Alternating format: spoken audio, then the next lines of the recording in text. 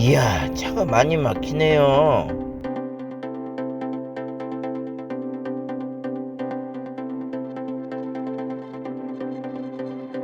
빨리 가야 하는데.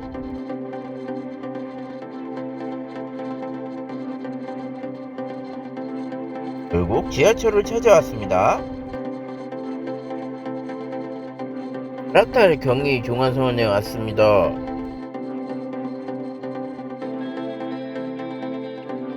빈 좌석이 있었네요. 와우.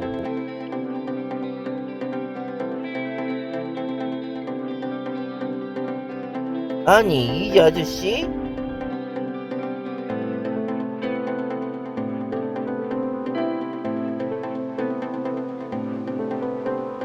주변 사람들 매우 불편하게 하시는군요.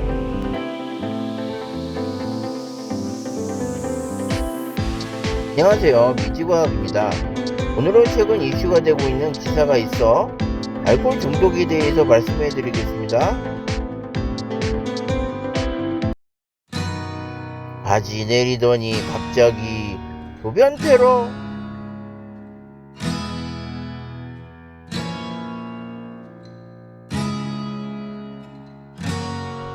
이슈가 되는 기사는 트위터의 생생 목격담, 다들 소리 지르며 피해, 지하철 열차 내에서 또 소변 테러 사건이 발생했다고 합니다.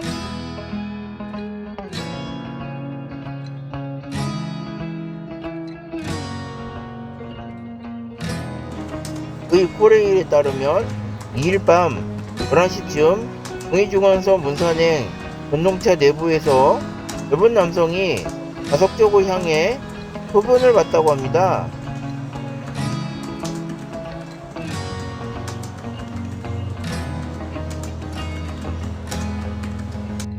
신고를 받고 철도 사법경찰대가 출동했지만 승객은 검거하지 못한 것으로 전해졌다고 합니다. 일부 승객들은 코레일 측에 문자 메시지로 사건 상황을 전했다고 합니다.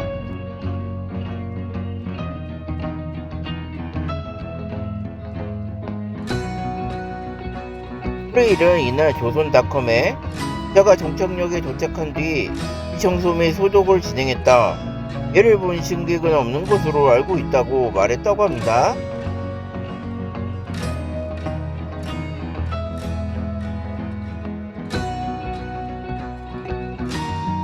한 누리꾼은 그러다 보니 이런 구경을 다 하네.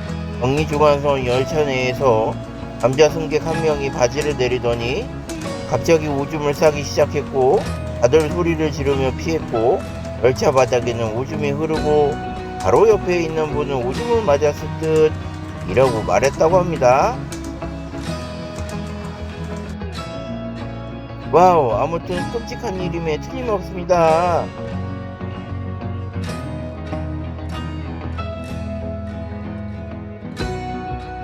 아이고, 이분은 도대체 왜 이리 끔찍한 일을 저질렀을까요?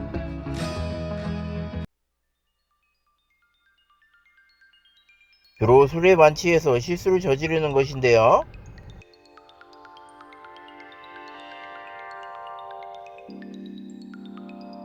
자, 술이 문제죠.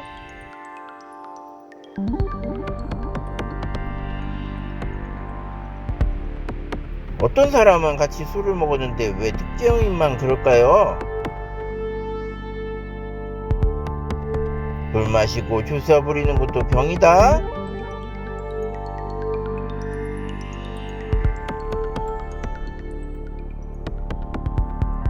술 마신 어젯밤에 있었던 주사를 마치 영웅단처럼 이야기하거나 두고두고 재미있는 추억 정도로 생각하는 것은 연예인이나 일반인들이나 마찬가지입니다. 주사가 질병이고 방치하면 문제가 된다는 사실을 아는 사람은 많지 않다고 합니다.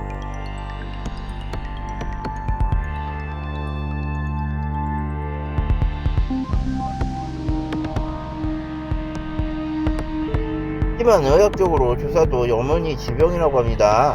어쩌다 한 번에 애교 있는 주사야 문제 삼지 않더라도 술을 마실 때마다 반복적으로 나타나는 주사라면 흑혈 형성을 담당하는 뇌의 전두엽이 손상됐다는 것을 의미하기 때문입니다.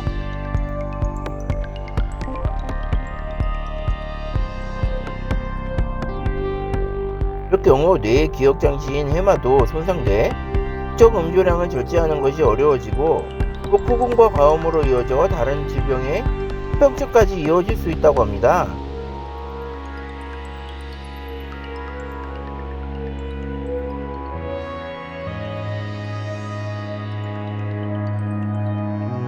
코올 질환 전문, 자살항 전문의 이무영 원장은 음주로 인해 직장 또는 가정에서 학업과 소행의 장애를 겪을 정도는 코올 남용의 단계로 음주 법적 문제를 일으킬 수 있는 심각한 단계다라며 심각한 주사는 치료가 필요한 뇌의 질환이기 때문에 코올 의존증 전문 치료를 받는 것이 좋다고 말했다고 합니다. 역시 이분은 주사가 심해서 뇌의 질환이 있는 것 같네요. 빨리 의사에게 치료를 받아야겠어요.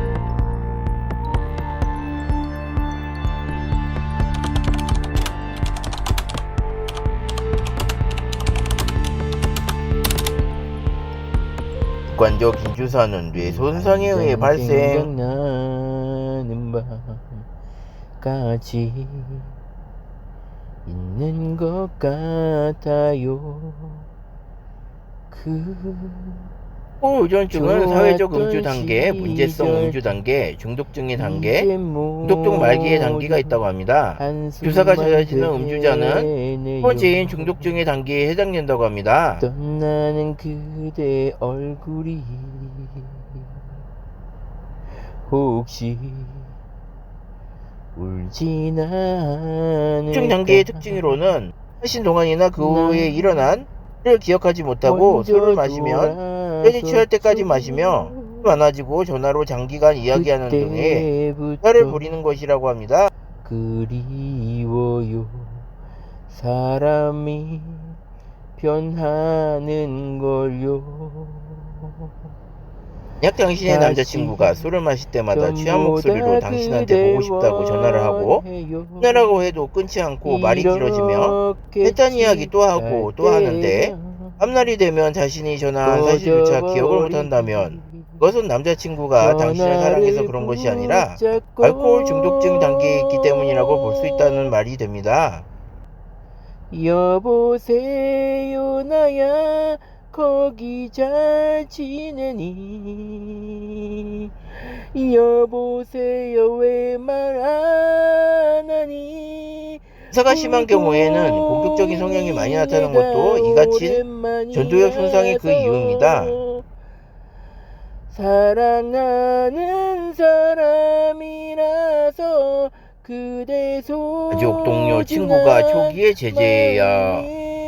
전에 이기적인 그때의 나에게 한적으로 술 주정을 잘 준한다면 소리를 줄이는 것보다는 애소를 끊어야 한다고 합니다.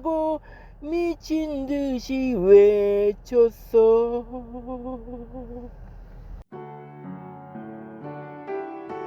미국의 연구에 따르면 38일간 필요한 환자의 뇌의 크기가 9%가량 증가한 것으로 밝혀졌다고 합니다. 뇌는 재생 능력을 가졌지만 일정 기간 동안 파괴된 뇌세포가 회복되기 위해서는 수개월이 필요하다고 합니다.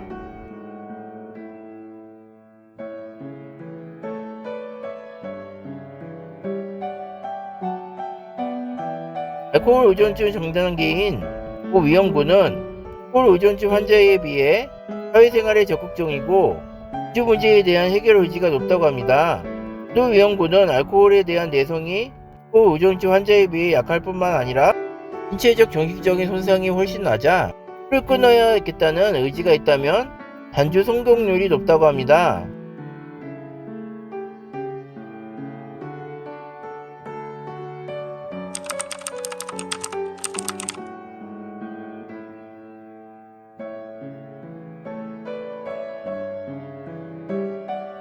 선언 초기에 제재하는 것이 중요하다고 합니다.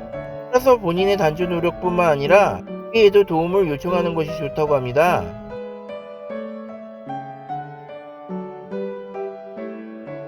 이 밖에도 정상적인 뇌 기능이 회복될 때까지 안주를 할 수 있도록 돕는 것도 중요하다고 합니다.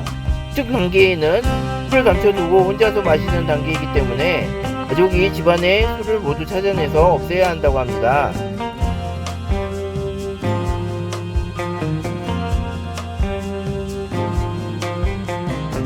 알코올 의존증 단계의 경우 입원 치료가 필요하다고 합니다. 기저를 돕고 손상된 뇌를 회복시키고 쪽으로도 안정과 자신감을 회복시키는 내과와 정신과적 치료를 병행한다고 합니다. 또 상담을 통해 단조에 대한 의지를 키우고 물로 금단 증상을 약화시키는 치료를 한다고 합니다.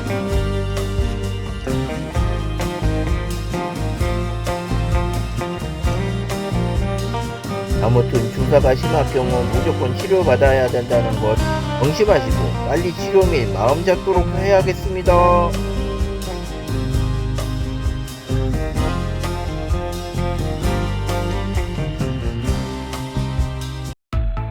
다음에도 좋은 화제거리 및 과학적 내용으로 찾아뵙겠습니다.